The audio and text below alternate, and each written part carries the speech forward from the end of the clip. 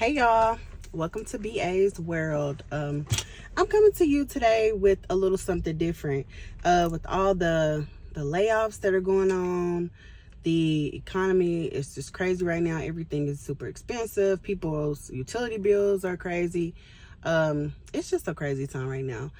So I was just thinking about like some different tips. Some I've used myself when my income has changed, and others like I don't think we necessarily always think about when we're trying to save money or when we either lose our income or it decreases. So I just wanted to run a couple of those tips by you. So the first thing I want to talk about is concerning debt. So the tips will be between like things you could do to pay your bills, to assist with paying bills, and also paying like your debt, like credit cards, loans, could be your car, a car payment, things of that nature.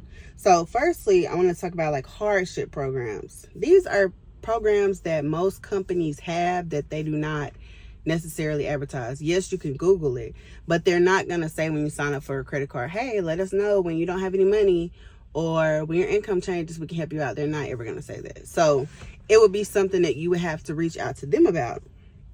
So they have different ones. Some hardship programs, you have to close your credit card account. That's not the worst thing in the world. Closing accounts can affect your credit score. However, at this time, you're kind of more concerned about the amount of money that you have and that you're going to be spending. So closing a card, usually what they'll do, they'll close the card and then you'll tell them about how much you can afford to pay. And then they'll look at a number of items based on how you answer certain questions. And then they'll come back and say, okay, well, we're going to close your account. And we'll just come up with a number. Instead of $250 per month, here I go with this yawning again, y'all. You're going to pay $120. And then it's going to stay like that. It'll be a set payment. Sometimes it's a little variable, or it's a small amount of interest, but a lot of times there's no comparison to what you were paying based on your 18, 19, 20% interest rate, as opposed to now you have pretty much a set payment that may vary from time to time. And when I say vary, maybe like a couple dollars, not anything like how it has been. Okay, so that's one of the options. Another thing they may offer you is they may say for like a limited time, they'll decrease your payment. So again, it might just go down for this amount of time.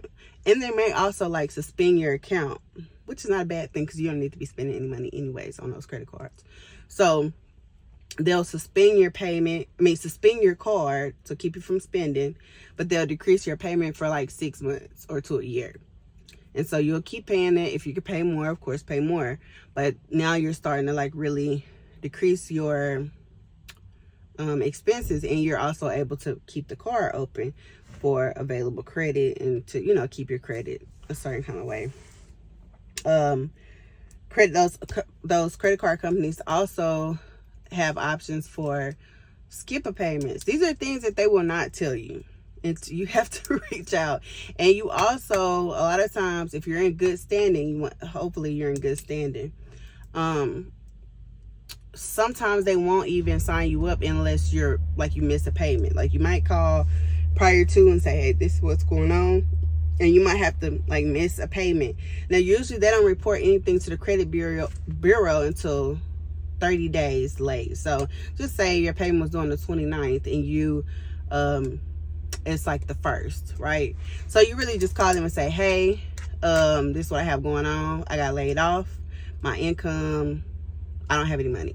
Okay. I mean, and really you have to be blunt because they're going to, do you have this? How long? They're going to ask you a lot of questions really just to kind of see if you're BSing them or not. But just be honest. Like, I was making this much. I just got laid off. I don't know how I'm going to make these payments. Just be upfront. And so they have a lot of companies have different ways. You can also do the same thing with loans. I feel like most loans definitely have the skip a payment option. And you may say, why don't I want to skip a payment? Well, if you have to have your rent, you have to have your car. So for this particular month, if you could skip a payment on a loan or on a credit card for that month, that money can go towards your rent. Maybe trying to get ahead a month or two, or that money can go towards your car payment. So that's how you have to look at it. You also have options of, like, for loans, and I'm sure you could do this with credit cards too, but you can also settle some accounts. Settlements do have a negative impact to your credit score. However, if you're in good standing, like if you have usually made all your payments on time, it will put a little whatever in your credit, but it's not going to be that big of a deal. So you may go from like excellent pay history down to very good or good. It's not just going to mess up the whole thing. So what the settlement looks like with some companies is, we'll just say you owed $3,000. You owe $3,000. And so they may say, well, do you want to settle this account for $1,500? Now, you want to make sure you keep your documents, though. Make sure you know where they're located on the portal and all that stuff. You want to have all that when they do, if you say yes. So you say yes. So they say, okay, well, you have to pay back $1,500 in whatever, we'll say a year and a half. And here's your payment. So your payment's going to decrease. Okay. You'll still close, be done with that account whenever you finish paying it off, but your payment won't be as high. So now you are taking care of that loan, getting out the way. Yeah, it might be a negative on your credit score, but as long as you don't have a whole bunch of other stuff going on, it won't be that big of a deal. And at this point, you're really worried about having the money, so settling that account and getting into something that's more manageable for you at the time, since your income has changed, is the most important thing. Okay. And then you could always change payment dates. So let's just say prior to, you had your checks coming in these certain days. So for that reason, you had your loan or credit card payment set up at this date. But since things are changing, this date doesn't really work well for you anymore. So you want to, maybe you have unemployment, maybe you have savings, whatever your situation is, you want to change those dates to make it more convenient for you. So those are a couple things that you could do as far as like loans, credit cards. Some credit unions also have the option for skipper payments. Now, I know the one that I've gone to before, they usually only do it around the holidays. So they'll do like, I think it's like November through January. But everybody's different. And with the way things are going today, you'll be surprised how many options they may have, because they really want you to keep paying. So if they can skip a payment for a month or two, which you can use that money for something else. Or you could just set it aside and, save for when the month comes, whatever. But just always check. Like, I've seen a lot of people that when things happen, they freak out so much that they forget about all their options. And so they just stop paying when, sometimes you don't have a choice. Sometimes you really don't have any money at all. So you don't have a choice. But if you do have a choice, start talking to people. Talk to your credit card companies. Talk to, if you have personal loans, talk to those companies and see what you could do, especially if you're in good standing with them already. And make sure you mention that. Make sure you say, hey, I've had this card for 5 years. I've never made a late payment. I've always had employment. This is what's going on now. So can you guys help me? And I guarantee you there's something they could do. Sometimes people don't want to close accounts, but if you're in a bad spot, close an account and lowering your payment by a huge amount, it'll make a big difference. And I guarantee you won't care about closing that account. So those are a few things you could do as far as like working with the companies, working with the credit card companies, loan companies, car payment.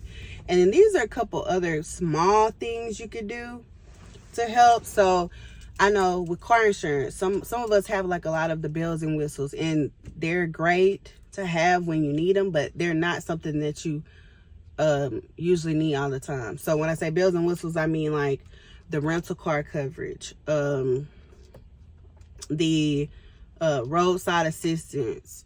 I think they have like an accidental something. Now, I'm not trying to say these things aren't important. However, they're not like requirements. We are like required to have liability insurance. It's very, I would say, responsible, I guess, to have collision coverage or comprehension, those two. But some of the other things, they're helpful when we need them. They're convenient, but we don't necessarily need them, I wouldn't say, all the time. So you kind of have to go through and look at everything in that way. So look at, do I need all of this stuff right now? Like, do I need to have to pay for this monthly? You want to also do that with the subscriptions. So I don't know about you, but sometimes I look at my phone, I'm like, what the crap is that? Like, when did I sign up for this? So I have to go back and be like, okay, no, I don't need that. I didn't even use it for the 3 months that I paid $15.99 for it, okay? So that adds up. So we all know it doesn't take much for it to add up. So you need to go through your subscriptions and see what all you're paying for that is not a necessity. I know some people have kids, and you do want to keep like some sense of normalcy for your kids if you can, and that's very understandable. Please, if you see my nails, please disregard. I'm about to take them off because I'm tired of paying for them. So I can understand trying to keep something like, just say you have, I don't know, Netflix or Disney Plus, something like that. I can understand trying to keep some of that to the best of your ability, for sure. But just look overall and see if it's some things, okay, I don't need that, I haven't used that, I don't need this, I don't need that. You could probably save $100 or plus a month just by eliminating some of those subscriptions. So to kind of wrap it up, you're talking to the companies firstly and explaining your situation, asking what they could do for you. Then you're looking at like car insurance and any other insurance or any other monthly expense you have that's kind of like a bell and whistle. When I say bell and whistle, just extra, extra adds up over time, especially when you're like having to hold on to your money, don't know when you're going to have more income. And then lastly, you want to look at all of your subscriptions that you have, and see what you can eliminate. Yeah. So I would say those 3 things, which is actually a lot. If you can, once you get yourself together and accept what's going on, if you're getting a severance package, that's even better. That's really good, because you find a little comfort in that. If you're not, then you definitely want to get your mind right and just start digging into stuff and seeing what you could do to kind of take some of the stress off yourself. If you know that you have this month's monthly expenses, and you're not sure about how much you're gonna have next month, but you have to pay your rent and your car payment. Okay, let me see where I can save. Can I skip? Some companies have where you could skip multiple months on payments and still be in good standing. Like some credit cards,